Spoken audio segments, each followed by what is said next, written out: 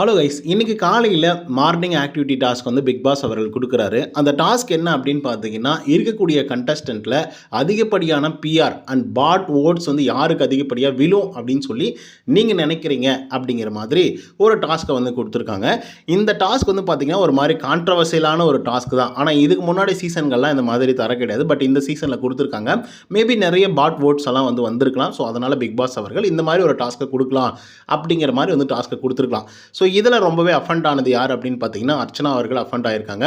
And Archana அவர்களுக்கு தான் அதிகப்படியான பிஆர் டீம்ஸ் வந்து இருக்குது, பாட் ஓட்ஸ் அதிகமாக விழுது அப்படிங்கிற மாதிரி ஹவுஸ்மேட்ஸ் எல்லாம் வந்து சொல்லியிருக்காங்க. ஸோ இதனை தொடர்ந்து என்ன பிரச்சனைகள்லாம் நடந்துச்சு அப்படிங்கிறத பற்றி, பிஆர் பாட்ஸ்னா என்ன அப்படிங்கிறத பற்றியும் முழு டீட்டெயிலாகவும் விலாவரியாகவும் பார்க்கலாம். ஸோ உங்களோட சப்போர்ட்ஸ் ஒவ்வொரு வீடியோக்களையும் நிறைய வந்து கொடுத்துட்ருக்கீங்க. ஸோ இந்த வீடியோக்கும் கொடுப்பீங்க அப்படின்னு நான் நினைக்கிறேன். சப்ஸ்கிரைப் பண்ணாதவங்க சப்ஸ்கிரைப் பண்ணி வச்சுக்கோங்க. அட்லீஸ்ட் ஒரு 500 லைக்னா எதிர்பார்க்குறோம். ஸோ லைக்கை போடுங்க, வீடியோ பாருங்கள். வாங்க இன்றைய வீடியோக்குள்ள வந்து போகலாம். மார்னிங் ஆக்டிவிட்டி டாஸ்க், ஓகேங்களா? சில நேரங்களில் இந்த மார்னிங் ஆக்டிவிட்டி டாஸ்க்கை வந்து எபிசோடில் கூட காட்ட மாட்டாங்க, ஏன்னா அவ்வளோ மொக்கையாக இருக்கும். சில நேரங்களில் மார்னிங் ஆக்டிவிட்டி டாஸ்க்கால் ஏகப்பட்ட பிரச்சனைகளும் வந்திருக்கும். ஸோ அதில் இந்த டாஸ்க்கும் ஒன்று.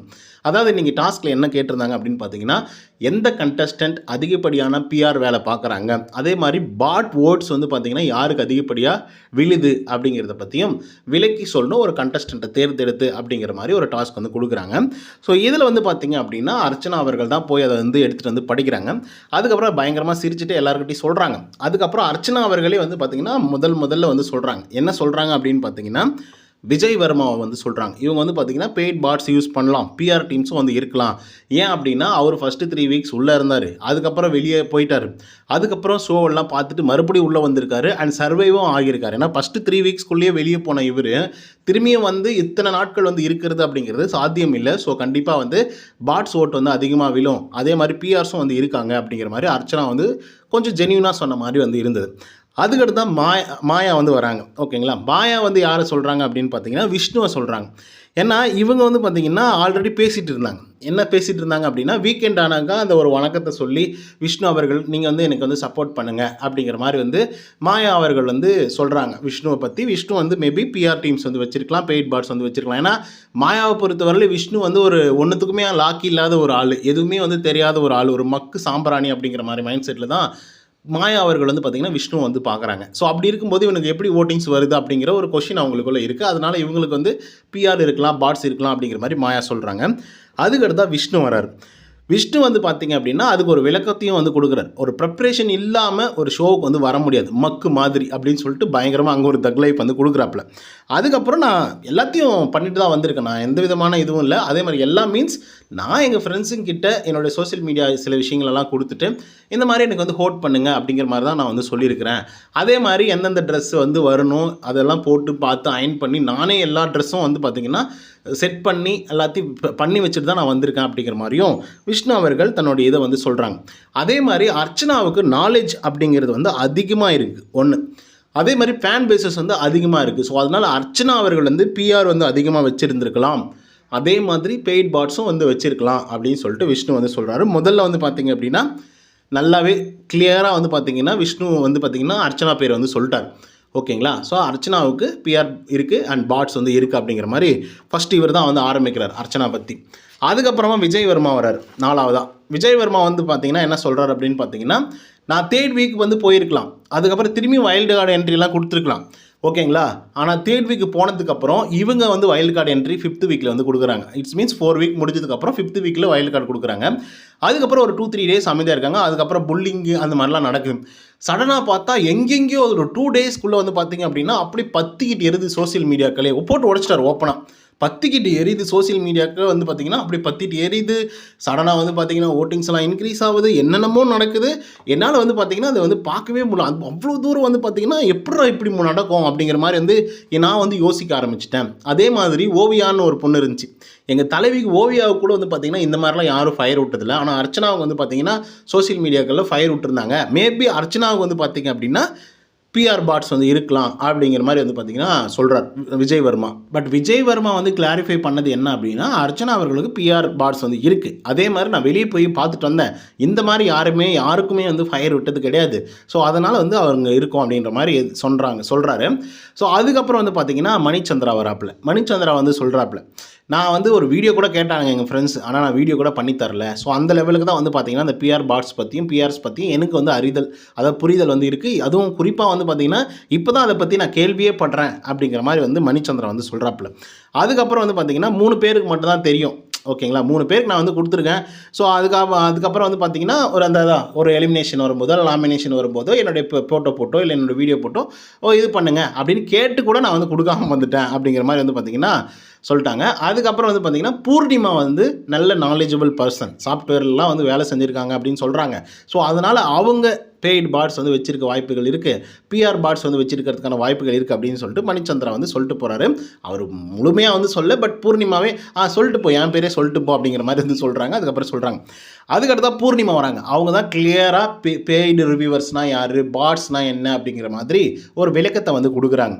என்னென்னா, காசு வச்சுக்கிட்டு சில பேர் வந்து பெய்டு ரிவ்யூவர்ஸை வந்து வாங்குவாங்க, சில பேர் வந்து பெய்ட் பாட்ஸை வந்து வாங்குவாங்க. ஆனால் காசு இல்லாமல் வாங்குறதுக்கு பேர் தான் பிஆர். ஓகேங்களா, பெய்ட் ரிவ்யூவர்ஸ். அதுக்கப்புறம் பாட்ஸு. இந்த பாட்ஸ் அப்படிங்கிறது வந்து ஒரு சாஃப்ட்வேர். அந்த சாஃப்ட்வேரை போட்டு விட்டாக்கா அதுவே வந்து பார்த்தீங்கன்னா சம் நம்பருக்கு, இப்போ உங்களுக்கு ஒரு நம்பர் இருக்குது, கண்டஸ்டண்ட்டாக இருக்கீங்க, இந்த நம்பருக்கு கால் பண்ணாக்கா, மிஸ்ட் கால் கொடுத்தாக்கா உங்களுக்கு ஓட்டிங்ஸ் வரும் அப்படிங்கிற மாதிரி ஒரு பட்சத்தில் அந்த பாட்டே வந்து தொடர்ந்து வந்து கால் பண்ணிகிட்டே இருக்கும் வேறு இதுலேருந்து. ஸோ அந்த மாதிரி வந்து பண்ணக்கூடிய ஒரு விஷயம் தான் வந்து பார்த்திங்கன்னா அந்த சாஃப்ட்வேருக்கு பேர் தான் பாட்ஸ் அப்படின்னு சொல்லுவாங்க. ஸோ இந்த விதத்தில் வந்து பார்த்திங்க அப்படின்னா அர்ச்சனா பேரை நான் சொல்லி ஆகணும். ஏன்னா இவங்க பண்ண விஷயத்துக்கெல்லாம் வந்து பார்த்திங்கன்னா என்றைக்கோ வந்து போக வேண்டிய ஒரு கட்டாயம் வந்து இருந்திருக்கும். ஆனால் இவங்க வந்து போகல. ரீசன் என்ன அப்படின்னு பார்த்தீங்கன்னா, அர்ச்சனாவுக்கு பிஆர் பாட்ஸ் எல்லாம் வந்து நிறைய இருக்குது அப்படிங்கிற மாதிரி அவங்களும் வந்து தாக்குறாங்க. குறிப்பாக சொல்லணும் அப்படின்னு பார்த்தீங்கன்னா, நான் இதை எங்கே கண்டுபிடிச்சேன் அப்படின்னா, விம் லிக்யூட் அப்படின்னு சொல்லிட்டு ஒரு டாஸ்க் கொடுக்குறாங்க. அப்புறம் டாமெக்ஸ் அப்படிங்கிற ஒரு டாஸ்க் வந்து கொடுக்குறாங்க. இந்த 2 டாஸ்க்குமே அதிகப்படியான ஓட்டிங்ஸ் வந்து எந்த டீமில் வந்து அர்ச்சனா இருக்காங்களோ அவங்களுக்கு தான் வந்து பார்த்திங்கன்னா அந்த ஓட்டிங்ஸ் வந்து நிறைய விழுந்திருக்கும். ஸோ அதனால் வந்து அவங்க வச்சிருக்கிறதுக்கான வாய்ப்புகள் வந்து இருக்குது அப்படிங்கிறதுல எந்த விதமான மாற்று கருத்துமே இல்லை. கண்டிப்பாக இருக்கலாம் அப்படிங்கிற மாதிரி தான் பூர்ணிமா அவர்கள் வந்து சொல்கிறாங்க. அதுக்கடுத்தா விச்சு மேடம் வந்து வராங்க. விச்சு மேடம் சொன்னது தான் வந்து பார்த்திங்கன்னா அர்ச்சனாவால் சுத்தமாக தாங்கிக்க முடியல. அர்ச்சனா வந்து பிஆர் பாட்ஸ் எல்லாம் வச்சுருக்கலாம், ஏன்னா இன்றைக்கி தான் வந்து அதை பற்றி எனக்கு தெரியுது. ஏன் அப்படின்னு பார்த்தீங்கன்னா, சம்டைம்ஸ் இவ வந்து சில நேரங்கள் அழுதா, அதுக்கப்புறம் வந்து ஃபைட் பண்ணா, அதுக்கப்புறம் வந்து நெகட்டிவாக போனா, அதுக்கப்புறம் திரும்பி பாசிட்டிவாக மாறினா. ஸோ ஒவ்வொரு வீக்கும் ஒரு மாதிரி வந்து மாறிட்டே இருந்தால், ஆனாலும் வந்து ஓட்டிங்ஸ் அப்படிங்கிறது வந்து கான்ஸ்டண்ட்டாக விழுது. இவன் வந்து ஒவ்வொரு தடவையும் சேவ் ஆகிறா. அதெல்லாம் எப்படி அப்படின்றது எனக்கு தெரியல. ஸோ அதனால் மேபி இது வந்து ஒரு புக்கு எழுதி வச்சுட்டு பிஆர் பாட்ஸ் எல்லாம் செட் பண்ணிவிட்டு வந்திருக்கலாம் அப்படிங்கிற மாதிரி விச்சு மேடம் சொன்ன உடனே அர்ச்சனாவுக்கு பயங்கர கோவம் வந்துடுது. கோவம் வந்தபோதே வந்து பார்த்திங்கன்னா தினேஷ் போய் சொல்கிறதுக்கு போகிறார். நெக்ஸ்ட்டு அப்போயே அர்ச்சனா வந்து இன்டர்மீடியேட் வந்து உள்ளே வந்து சொல்கிறதுக்காக வந்து பார்த்திங்கன்னா வராங்க இன்டரப்ட் பண்ணிவிட்டு. ஆனாலும் தினேஷ் வந்து இருமா நான் சொல்லி முடிச்சிடுறேன், அப்புறம் பேசிக்கலாம் அப்படிங்கிற மாதிரி வந்து சொல்கிறார். அதுக்கப்புறம் தினேஷ் அவர்கள் வந்து சொல்கிறாங்க. என்ன சொல்கிறார் அப்படின்னு பார்த்தீங்கன்னா, மாயா ஸ்குவாட் அப்படின்னு சொல்லிட்டு ஒரு ஸ்குவாட் பார்த்தேன். அவங்களும் வந்து பிஆர் வச்சுருக்காங்க, அதில் எந்த விதமான மாற்று கருத்தும் இல்லை. ஏன்னா அதில் வந்து பார்த்திங்கன்னா மாயா அவர்களுக்கு நிறைய வீடியோஸ் வந்து போட்டிருப்பாங்க. அதுவும் ஃபஸ்ட்டு 2 வீக்ஸ்க்குள்ளேயே வந்து பார்த்திங்கன்னா நிறைய வீடியோஸ் வந்து போட்டிருப்பாங்க அவங்க வந்து நல்லது பண்ணுற மாதிரி. ஸோ அதனால் அவங்களுக்கு பிஆர் இருக்க வாய்ப்புகள் இருக்குது. அதே மாதிரி அர்ச்சனாவுக்கு பிஆர்ஸ் இருக்காங்க. ஏன் அப்படின்னா அவங்களுடைய சோசியல் மீடியா ப்ரொமோட்டர்ஸ் பிஆர்ஸ்ன்னு ஒன்று சொல்லுவாங்க இல்லையா, அவங்க வந்து பார்த்திங்கன்னா பயங்கர வெல் ஆர்கனைஸ்டாக, அவங்க வந்து பிஆர் பாட்ஸ் வச்சுருக்காங்களான்னு எனக்கு தெரியாது, ஆனால் பிஆர்ஸ் இருக்காங்க. அவங்க வெல் ட்ரைன்டாக வெல் ஆர்கனைஸ்டாக அர்ச்சனாவுக்காக வந்து பார்த்திங்கன்னா பண்ணுறாங்க எல்லா விஷயத்தையும். ஒரு சின்ன கிளிப்பு அவங்க வந்து சிரிச்சா அழுதா எது நடந்தாலையும் அவ்வளோ ஃபயர் விடுற அளவுக்கு வந்து பார்த்திங்க அப்படின்னா கண்டிப்பாக பண்ணிகிட்ருக்காங்க. ஏன்னா அந்த ஆர்கனைசேஷன் வந்து பார்த்திங்க அப்படின்னா சூப்பராக ஆர்கனைஸ்டாக ரொம்ப வருஷமாக, அதாவது 1 வருஷமாக நடந்துகிட்ருக்கு அப்படிங்கிறத நான் சோசியல் மீடியாக்களில் பார்க்குறேன். அதை தாண்டி பிஆர் பாட்ஸ் எல்லாம் இருக்குமா அப்படிங்கிறது எனக்கு வந்து தெரியல. அதே மாதிரி ஒரு பர்சனை பிடிக்குது அப்படின்னா அவங்களா கூட ஓட்டுகள் வந்து போடலாம். அந்த பாட்ஸ் ஓட்டுகள் போடுது அப்படின்றதுக்காகவே அவங்களுக்கு ஃபேன் பேசஸ் இல்லை அப்படின்றதெல்லாம் ஒத்துக்க முடியாது. ஃபேன் பேசஸும் வந்து பார்த்திங்கன்னா போடுவாங்க. சில பேர் ரொம்ப அளவு கடந்து அன்பு வச்சுருக்காங்க, அவங்க மேலே ஃபேன்ஸாக இருக்காங்க அப்படிங்கிற பட்சத்தில் வந்து அவங்க வந்து பார்த்திங்க அப்படின்னா டேரெக்டாக அவங்களே ஒரு பேஜை க்ரியேட் பண்ணி அர்ச்சனாவை பற்றி போடுறதுக்கான வாய்ப்புகள் இருக்குது. ஸோ இந்த மாதிரி நடக்கிறதுக்கான வாய்ப்புகள் இருக்குது அப்படின்னு சொல்லிட்டு தினேஷ் வந்து எக்ஸ்ப்ளனேஷன் வந்து கொடுக்குறாங்க. ஸோ இந்த மாதிரி ரொம்ப சிம்பிளாக வந்து சொன்னாங்க தினேஷ் அவர்கள். ஸோ இதை வந்து பார்த்திங்கன்னா அர்ச்சனா அவர்கள் அக்செப்ட் பண்ணுறாங்க. போய் அவங்களே சொல்கிறாங்க, ஆமாம் எனக்கு வந்து பிஆர்ஸ் இருக்காங்க, எனக்கு ஒரு செப்பரேட்டாக ஒரு மேனேஜர் இருக்காங்க, ஒரு டீம் வந்து இருக்குது அப்படிங்கிறத ஒத்துக்கிட்டாங்க ஆக்சுவலி.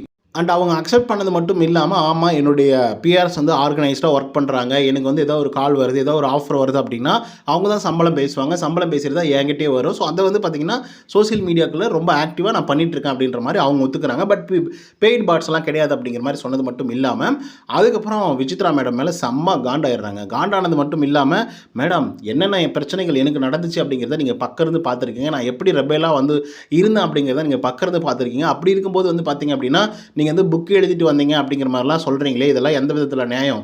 ஸோ இப்போ தான் வந்து உங்களை பற்றி எங்களுக்கு புரியுது அப்படிங்கிற மாதிரி அர்ச்சனா அவர்கள் வந்து பயங்கரமாக கொந்தளிச்சு விசித்ரா மேலே வந்து ஃபைட் பண்ண ஆரம்பிக்கிறாங்க. அப்புறம் விசித்ரா வந்து அப்படியே நழுவி, நான் என்ன சொன்னேன், இப்படி சொன்னேன், அப்படி சொன்னேன் அப்படின்னு சொல்லிட்டு நழுவி வந்து வெளியே போயிட்டாங்க. ஸோ அதுக்கப்புறம் அந்த ஃபைட் வந்து முடிஞ்சிருது. மார்னிங் ஆக்டிவிட்டி டாஸ்க்கும் வந்து முடியுது. அதுக்கப்புறம் மாயா, பூர்ணிமா, அதுக்கப்புறம் வந்து பார்த்திங்கன்னா விசித்ரா, இவங்க 3 பேருக்குள்ள வந்து டிஸ்கஷன் வந்து நடக்குது. இந்த பக்கம் பாய்ஸ் எல்லாம் இருக்காங்களே, அவங்க வந்து பார்த்திங்கன்னா டிஸ்கஷன் வந்து பண்ணிட்டு இருக்காங்க.